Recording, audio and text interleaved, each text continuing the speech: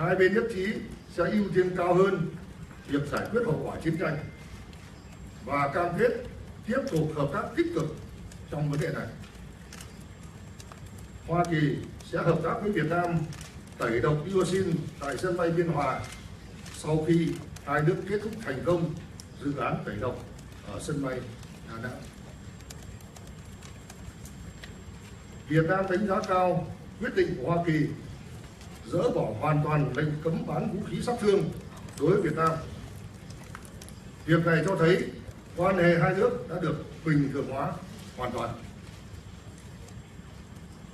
Ngài Tổng thống Obama và tôi cũng đã trao đổi về phương hướng của quan hệ hai nước thời gian tới và các biện pháp nhằm đưa hợp tác đi vào chiều sâu, nhấn mạnh tầm quan trọng của việc xây dựng lòng tin và ưu tiên trong hợp tác phát triển, bao gồm kinh tế, thương mại, đầu tư, khoa học công nghệ, đào tạo nguồn nhân lực và ứng phó với biến đổi khí hậu. Hai bên khẳng định nỗ lực sớm thông qua Hiệp định Đối tác Xuyên Thái Bình Dương TPP. Về các vấn đề khu vực và thế giới, Ngài Tổng thống Obama và tôi nhất trí hai bên tiếp tục tăng cường phối hợp tại các diễn đàn khu vực và quốc tế.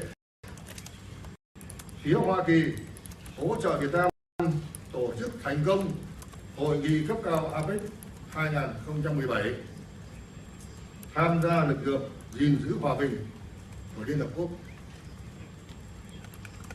Chúng tôi cũng đã trao đổi về những vấn đề liên quan đến tình hình Biển Đông thời gian gần đây, khẳng định tiếp tục hợp tác giải quyết vấn đề biến đổi khí hậu, sử dụng bền vững nguồn nước sông Mekong. Chúng tôi tin tưởng rằng sự phát triển quan hệ Việt Nam-Hoa Kỳ không chỉ đem lại lợi ích cho mỗi nước mà còn góp phần tăng cường quan hệ ASEAN-Hoa Kỳ, đóng góp cho hòa bình, ổn định, hợp tác và phát triển ở châu Á Thái Bình Dương và trên thế giới. Tôi trân trọng cảm ơn thiện chí và những đóng góp quan trọng của cá nhân ngài Tổng thống, các nhà lãnh đạo Hoa Kỳ, bạn bè và nhân dân Hoa Kỳ cho quá trình bình thường hóa và phát triển quan hệ giữa Việt Nam và Hoa Kỳ.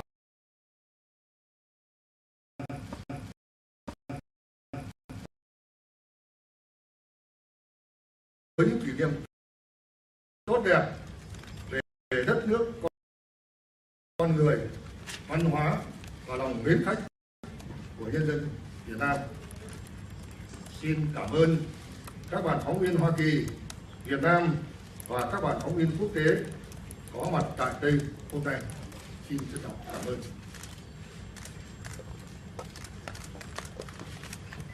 Good afternoon. Xin chào. Thank you, President Quang, for your generous words. And let me thank you and the government and the people of Vietnam for the sincere welcome and hospitality that has been extended to me and to my delegation.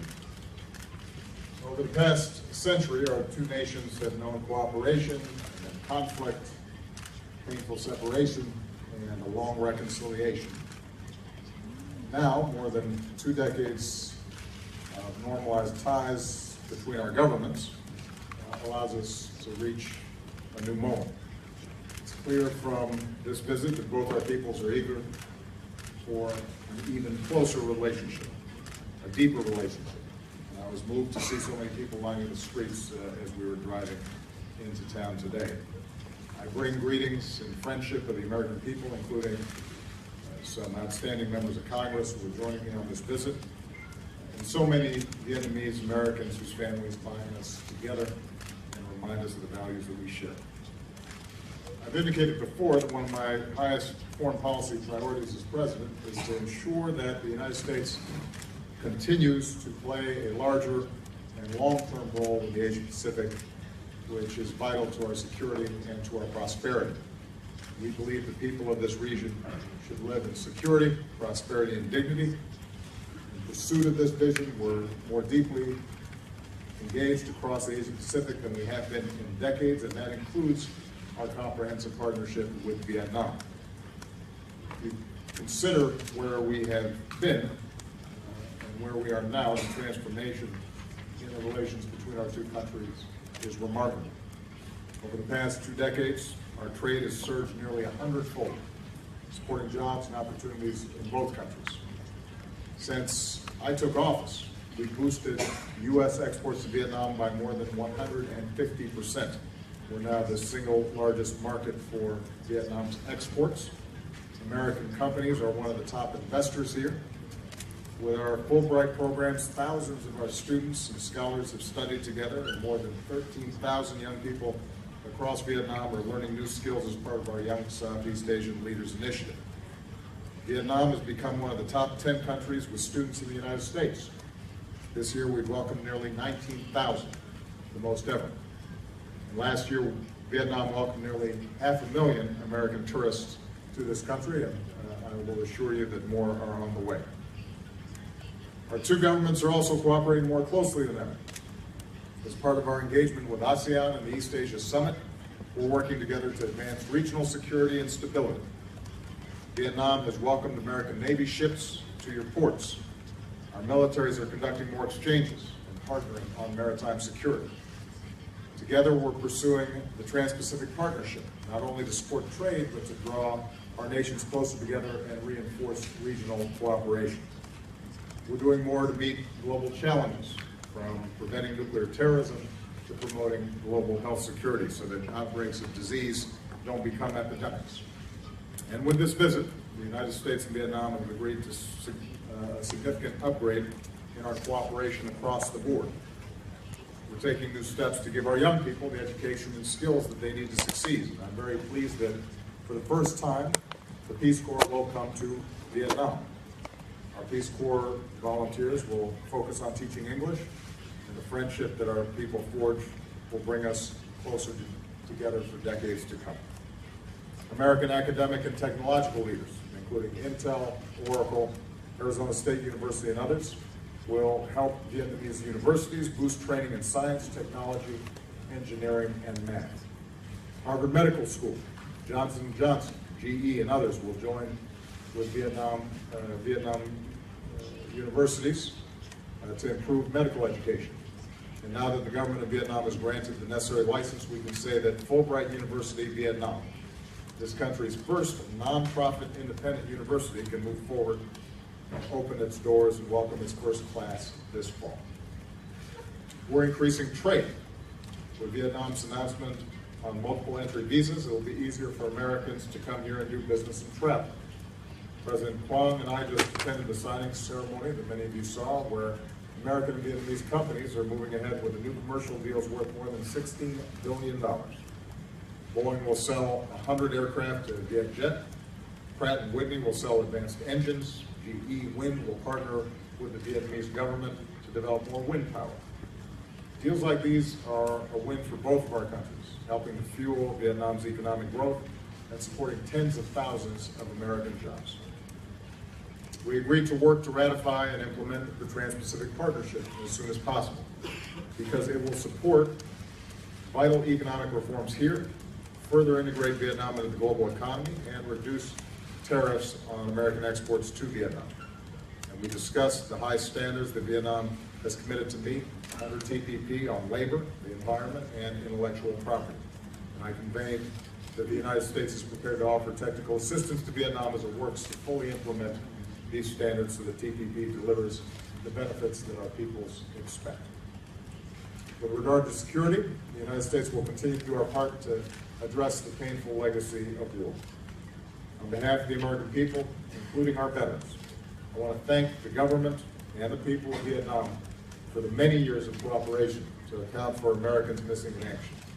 Solemn efforts that will continue together. We'll continue to help remove unexploded landmines and bombs. And now that our joint effort to remove dioxin, Agent Orange, from Da Nang Airport is nearly complete, the United States will help in the cleanup at Dien Hoa Air Base. We've agreed to continue deepening our defense cooperation, including patrol boats and training for Vietnam's Coast Guard, and to work more closely together in responding to humanitarian disasters. And I can also announce that the the United States is fully lifting the ban on the sale of military equipment to Vietnam that has been in place for some 50 years. As with all our defense partners, sales will need to still meet strict requirements, including those related to human rights. But this change will ensure that Vietnam has access to the equipment it needs to defend itself and removes a lingering vestige of the Cold War. It also underscores the commitment of the United States to a fully normalized relationship with Vietnam, including strong defense ties with Vietnam and this region for the long term. More broadly, the United States and Vietnam are united in our support for a regional order, including in the South China Sea, where international norms and rules are upheld, where there is freedom of navigation and open. The United States will continue to fly, sail, and operate wherever international law allows, and we will support the right of all countries to do the same. Even as we make important progress in the ways that I've just described, there continue to be areas where our two governments disagree, including on democracy and human rights. And I made it clear that the United States does not seek to impose our form of government on Vietnam or any nation. We respect Vietnam's sovereignty and independence. At the same time, we will continue to speak out on behalf of human rights that we believe are universal, including freedom of speech, freedom of the press, freedom of religion, and freedom of assembly. And that includes the right of citizens through civil society to organize and help improve their communities and their country. We believe, and I believe, that nations are stronger and more prosperous when these universal rights are upheld. And when our two countries continue to discuss these issues as part of our human rights dialogue in a spirit of constructive and cooperative effort. And finally, the United States and Vietnam are expanding our cooperation in ways that benefit the world. Under our growing climate change partnership, we'll support Vietnam as it works to meet its commitments under the Paris Agreement. Because our two countries and others have committed to joining the agreement this year, we're within striking distance of it entering into force before anybody expected. In the meantime, we'll help communities in vulnerable regions like the Mekong Delta adapt to a changing climate and assist Vietnam's transition to a low-carbon economy. And that includes the low-carbon energy that will come from our cooperation on civil nuclear power. And as Vietnam prepares to deepen its commitment to UN peacekeeping, the United States is proud to support Vietnam's new peacekeeping training center. So again, President Quang, thank you for your hospitality. Thank you for our work together. I'm looking forward to the opportunity to visit with the Vietnamese people.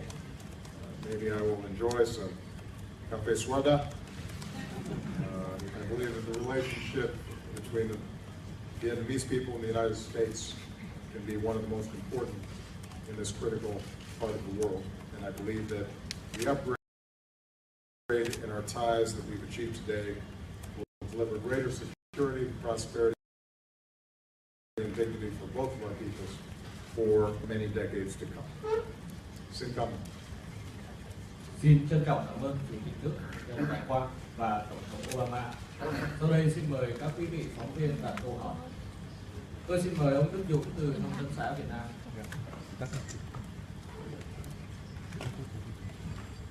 Phóng viên Nông dân xã Việt Nam có câu hỏi với Chủ tịch nước Trần Đại Quang.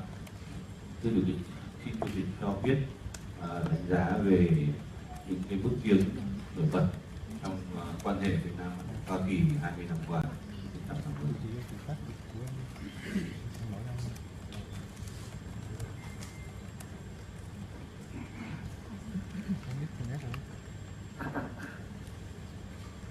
Tôi xin trả lời câu hỏi của Nông dân Việt Nam. Có thể khẳng định sau hơn 20 năm kể từ khi thiết lập quan hệ ngoại giao tháng 7 năm 1995 đến nay, quan hệ giữa Việt Nam và Hoa Kỳ đã có những cái bước tiến rất là quan trọng trên nhiều lĩnh vực. Về chính trị ngoại giao, Việt Nam và Hoa Kỳ đã từ cựu thù trở thành đối tác toàn diện. Lãnh đạo cấp cao của hai nước đã có những chuyến thăm chính thức lẫn nhau. Hợp tác giữa Việt Nam và Hoa Kỳ đã phát triển trên cả bình diện song phương và đa phương. Có nhiều vấn đề liên quan đến khu vực và toàn cầu. Hai bên cũng đã chia sẻ ngày càng nhiều những lợi ích và quan tâm chung, đặc biệt liên quan đến việc duy trì hòa bình, ổn định, hợp tác và phát triển trong khu vực. Về kinh tế, tôi cũng vui mừng thông báo kim ngạch thương mại giữa hai nước đã tăng hơn 130 lần, lên 44,5 tỷ đô la Mỹ vào năm 2015.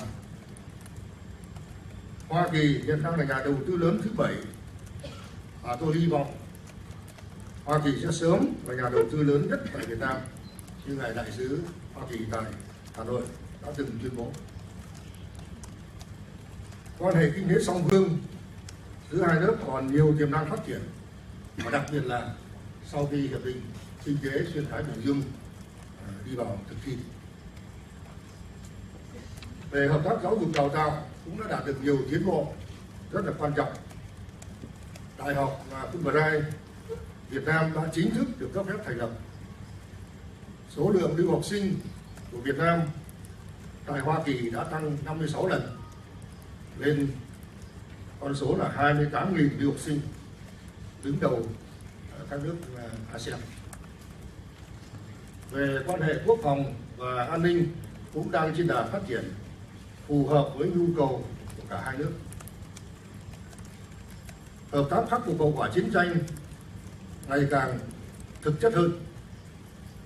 Hai nước vừa hoàn tất dự án tẩy độc giai đoạn 1 ở sân bay Đà Nẵng và sẽ tiếp tục triển khai giai đoạn 2 ở nhiều điểm, trong đó có sân bay Biên Hòa. Cùng với những bước tiến quan trọng song phương, Việt Nam và Hoa Kỳ cũng đang và sẽ tiếp tục tăng cường phối hợp trong các vấn đề khu vực và quốc tế mà hai bên cùng quan tâm tại các diễn đàn quốc tế. Những cái bước tiến triển nêu trên trong quan hệ Việt Nam và Hoa Kỳ đạt được bắt nguồn từ thực tế hai bên ngày càng chia sẻ nhiều quan tâm, lợi ích chung và nghiêm túc thực hiện cam kết tôn trọng độc lập, chủ quyền, thể chế chính trị và lợi ích chính đáng của nhau. Chuyến thăm lần này của Tổng thống Obama sẽ tạo thêm động lực mới cho sự phát triển quan hệ giữa Việt Nam và Hoa Kỳ thời gian tới, đóng góp tích cực vào việc duy trì hòa bình, ổn định, hợp tác và phát triển ở châu Á, Thái Bình Dương và trên thế giới. Xin cảm ơn. First question on the American side will come from Matt Patel with Reuters. Thank you. I have a question for both presidents about the lifting of the arms embargo.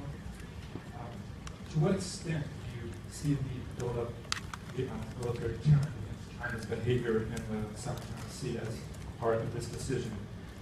Could this include expanded U.S. access to Vietnamese ports, including Cam Ranh Bay? Directly for President Obama, to what degree will the U.S. decide on weapons sales based on human rights considerations?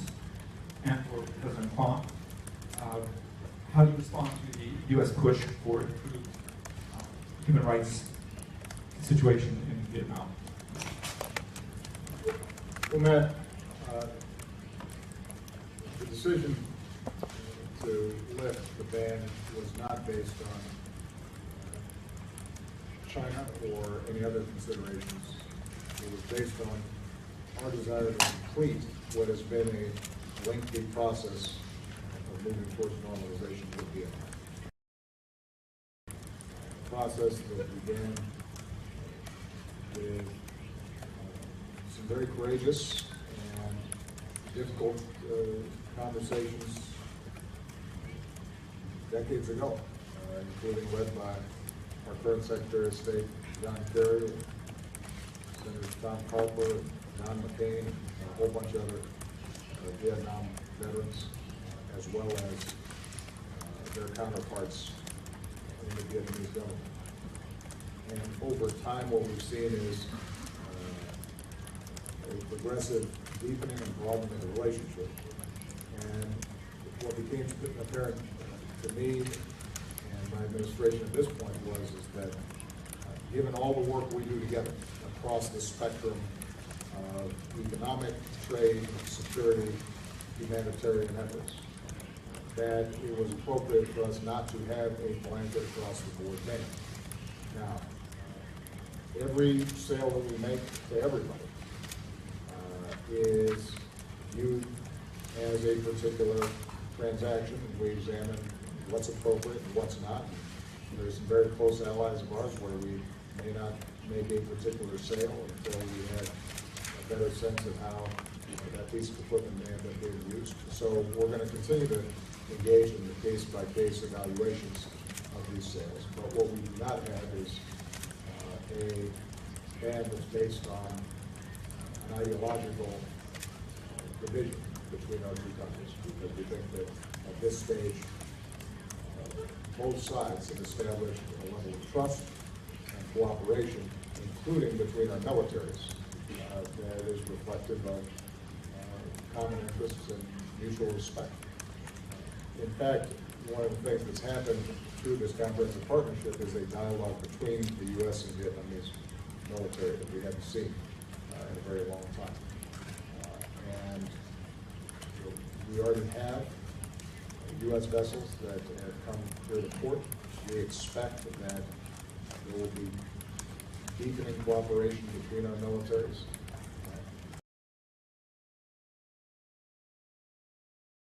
Oftentimes around how do we respond to humanitarian disasters in this region.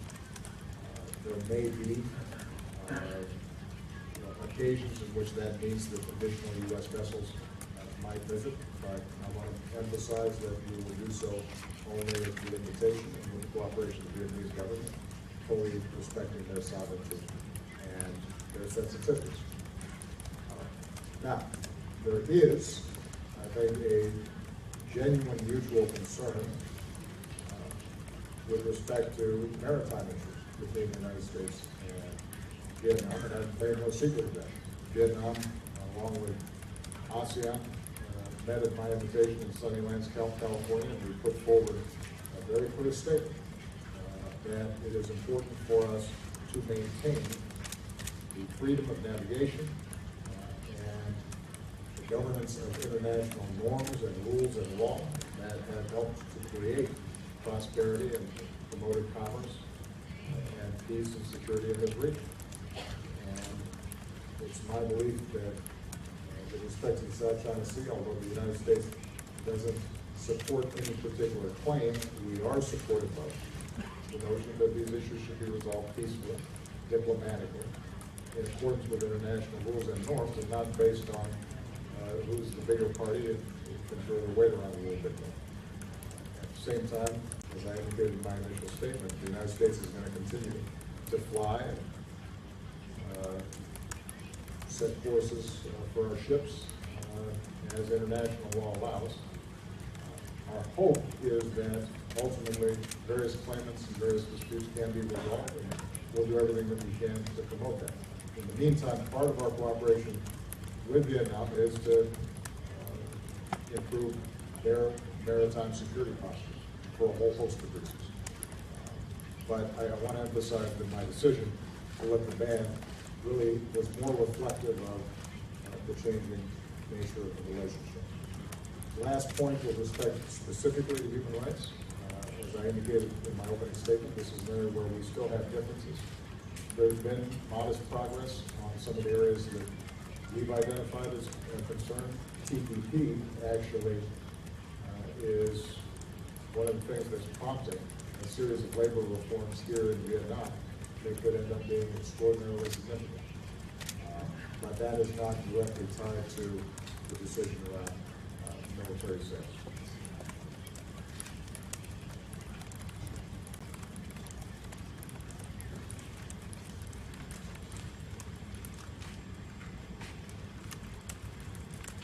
Tôi xin trả lời về vấn đề có liên quan đến nhân quyền trong cái quan hệ hai nước.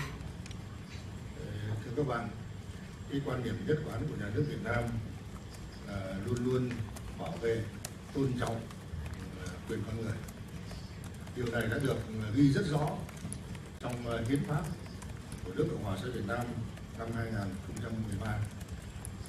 Chúng tôi cũng đang tiếp tục thể chế hóa bằng các dự án luật có liên quan đến vấn đề tôn trọng bảo vệ quyền con người. Thực tế hơn 30 năm thực hiện công cuộc đổi mới của đất nước chúng tôi cũng đã đạt được nhiều thành tựu trên các lĩnh vực kinh tế, xã hội, quốc phòng, an ninh, trong đó có vấn đề liên quan đến bảo vệ quyền con người, quyền công dân. Những cái thành tích đó cũng đã được cộng đồng quốc tế, dư luận quốc tế ghi nhận và đánh giá cao. Một trong những cái ví dụ minh chứng điển hình đó là Việt Nam được bầu vào Ủy ban Nhân quyền của Liên Hợp Quốc nhiệm kỳ 2014-2016.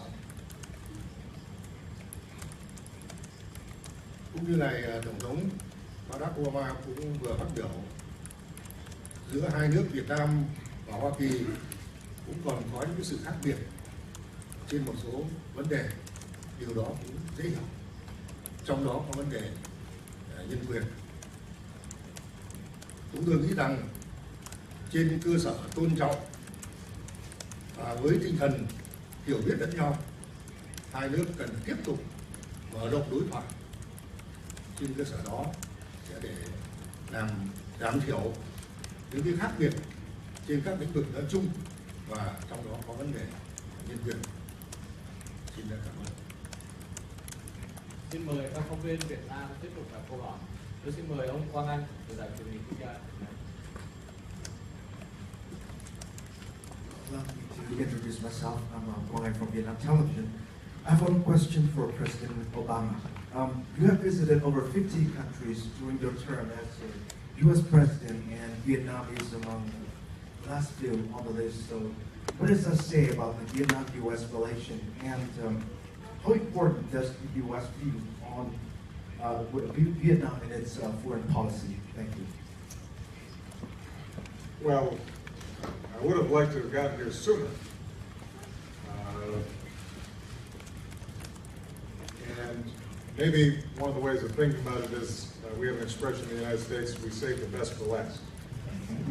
So it's a remarkable country, it's a beautiful country, and I've told the President that unfortunately when I visit, I'm usually in meetings all day long.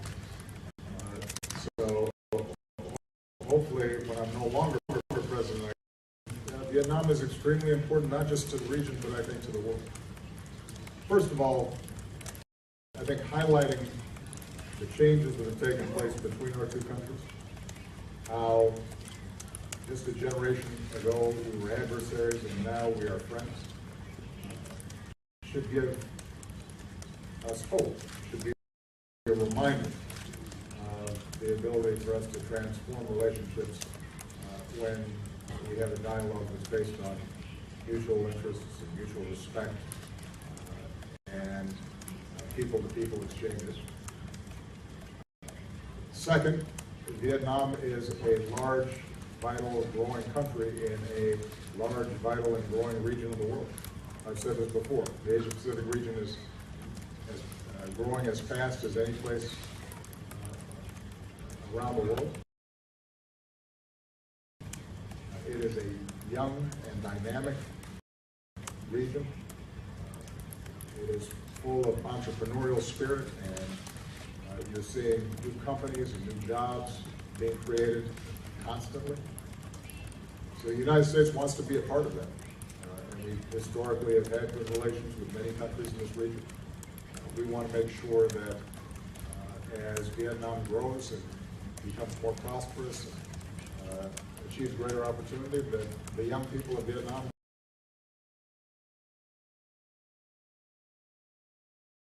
have a chance to partner with the young people of the United States.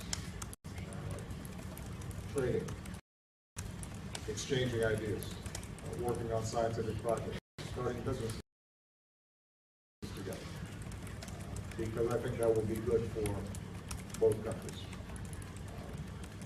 And we think that it is important from our perspective that as a leader in ASEAN, that we engage Vietnam bilaterally because we want to continue to strengthen our cooperation with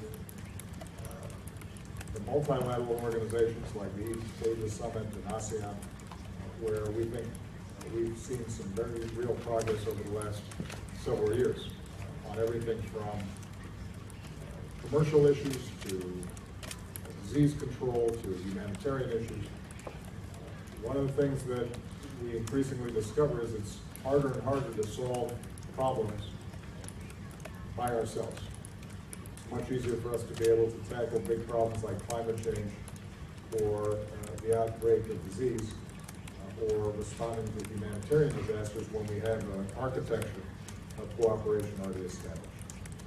So on all these fronts, we've seen remarkable progress. The announcements that we're making today, I think, should give people an indication of the next stage of the U.S.-Vietnamese relationship.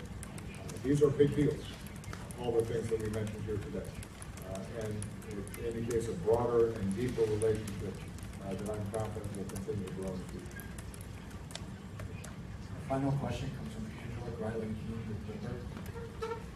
Thank you. President Obama, the Trans-Pacific Partnership seems fairly stalled in Congress, and other countries are looking to follow the U.S. lead in terms of how they advance their approval of the agreement. With the deals today announced for Boeing and GE and your visit here in Vietnam, are you looking to change your strategy in how you seek approval for the Trans-Pacific Partnership in Congress? And do you think that the agreement should be amended to address currency manipulation? Secondly, President Obama, can you comment on the killing of Taliban leader Mullah Mansour and on Pakistan's concern about that strike happening on its soil? Can you also comment on whether this signals a new offensive in Afghanistan and whether you're concerned that an even more hardline leader might take this place? For President Quang, are you concerned about the lack of enthusiasm for the Trans-Pacific Partnership in the U.S. Congress and what that means for the deal in the end? And how do you respond to China's criticism of the U.S. pursuing what China says is a one-sided, selfish agenda in Asia that risks regional peace? So first of all, on TPP, Angela, I haven't been around as long as Senators Carper, Secretary Kerry, but I've spent enough time in the Senate to know that every trade deal is painful. Because folks are always seeing if they can get an even better deal. And especially when you have multiple parties involved. Folks are going to be scrutinizing it, they're going to be debating it, and in an election year, you can anticipate that some folks are going to try to score political points on it. Having said that, I remain confident we're going to get it done, and the reason I'm confident is because it's the right thing to do.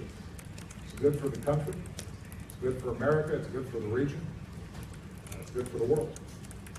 And I know I've sold this to you before, but let me reiterate. This is the fastest growing part of the world. This represents an enormous market for the United States. Most countries here already sell their stuff to the United States, and we have relatively low tariffs. In other words, we put relatively low taxes on goods that are coming in to the United States. In contrast, tariffs are significantly higher for U.S. goods being sold here. So a deal that gets rid of 18,000 taxes on U.S. goods into the largest, fastest growing markets of the world, that's a good deal for American businesses and American workers. Number two, one of the biggest complaints about trade deals historically has been that it opens up our markets to countries with lower wages, harsher labor practices, less environmental regulation.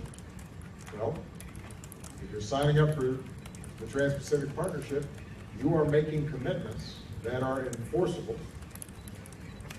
to raise labor standards, to ensure that workers have a voice, to attend to environmental problems, And so this gives us the ability to engage with a country like Vietnam and work with them on all those fronts. The precise things that people in the past have been concerned about when it comes to trading with other countries. So I have not yet seen a credible argument that once we get TPP in place, we're going to be worse off. We are demonstrably better off. American workers and American businesses are better off if we get this deal passed. And I'm confident we will get it passed. Now, the politics of it will be noisy. That was true when I, for example, inherited the Korean Free Trade Agreement, or the Colombian, Panamanian free trade agreements when I came into office, but we got them done. And I'm confident that we'll get them done this time as well, although there'll be ups and downs and bumps along the way. With respect to currency manipulation, we have provisions in TPP that advance the transparency and reporting functions that allow us to monitor whether we think that currency manipulation is taking place. One of the debates that took place, and there have been some who argue that we should have enforceable provisions that if you see a currency going down too far, that we should be able to impose tariffs on that country. The problem is that it's very hard to sort out sometimes why a currency is going down and whether it's actually being manipulated.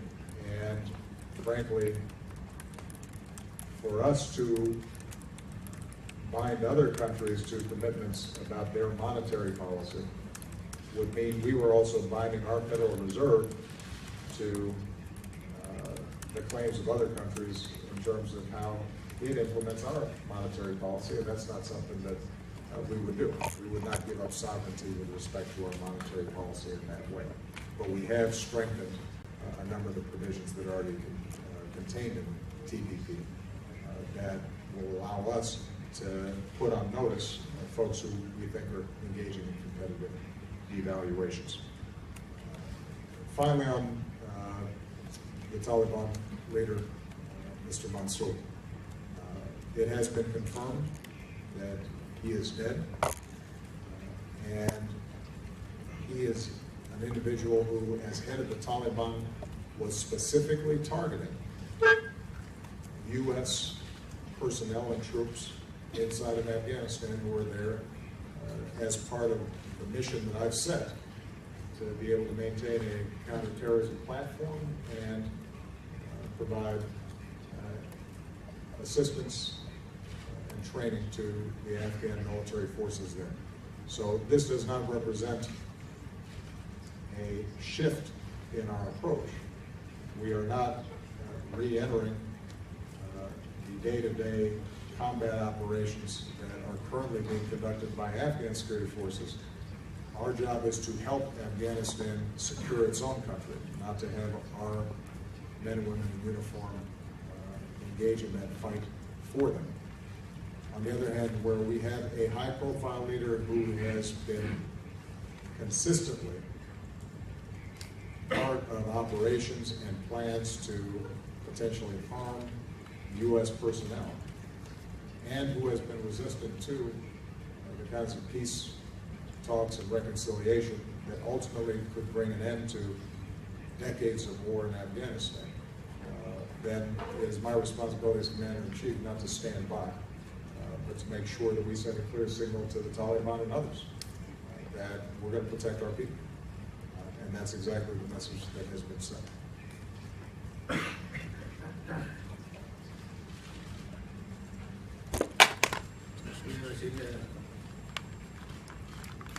Xin trả lời thêm về vấn đề có liên quan đến hiệp định xuyên Thái Bình Dương TPP.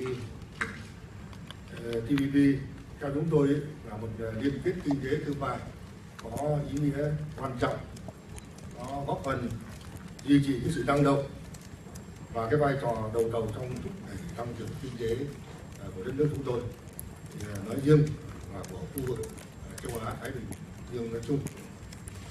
Đối với Việt Nam thì TPP và việc ký kết TPP của Việt Nam cũng là một bước triển khai cái chủ trương hội nhập quốc tế sâu rộng toàn diện để góp phần phát triển kinh tế xã hội của đất nước.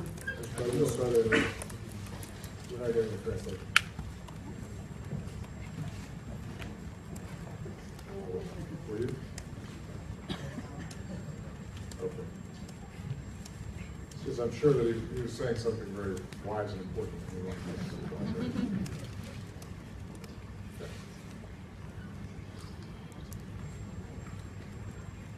Tôi xin nói thêm, Việt Nam cũng đã cùng các nước thành viên nỗ lực thu hẹp khác biệt trên cái tinh thần xây dựng và hiểu biết và quan tâm thỏa đáng đến lợi ích của nhau, đã đi đến ký kết hiệp định xuyên Thái Bình Dương. Thế việc đã đạt được cái thỏa thuận này cũng là kết quả và cái sự nỗ lực của 12 quốc gia thành viên, không riêng vì quốc gia nào, và chúng tôi cũng đang tích cực để chuẩn bị phê chuẩn cái hiệp định xuyên Thái Bình Dương, cũng cam kết sẽ thực hiện những cam kết đã đạt được trong cái hiệp định xuyên Thái Bình Dương. Kính thưa Chủ tịch nước, cho hệ thống quy định chưa được phép